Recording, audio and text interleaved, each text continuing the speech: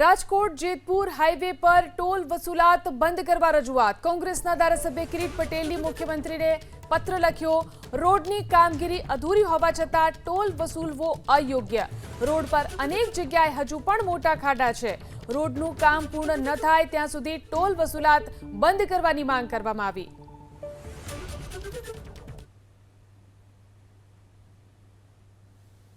રાજકોટ થી કંડલ વચ્ચે અને જેતપુર વચ્ચે જે હાઈવેનું કામ ચાલી રહ્યું છે, હાઈવે 6 લેન બને એની સામે અમને વાંધો ના હોઈ શકે, સારી બાબત છે।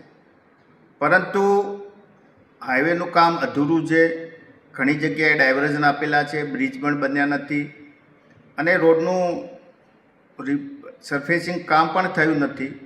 આમ છતાં પણ આ રોડ ઉપર ટોલ ટેક્સ ઉઘરાવવાનું ચાલુ છે। એટલે જ્યાં સુધી રોડ ના બને ત્યાં સુધી ટોલ ઉઘરાવી ના શકાય।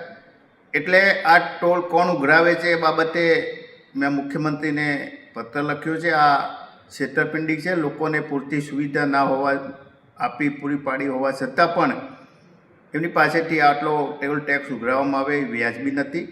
એટલે આ લોકો સાથે છેતરપિંડી છે અને આ માટે તપાસ કરવા માટે મેં મુખ્યમંત્રીને પત્ર લખ્યો છે।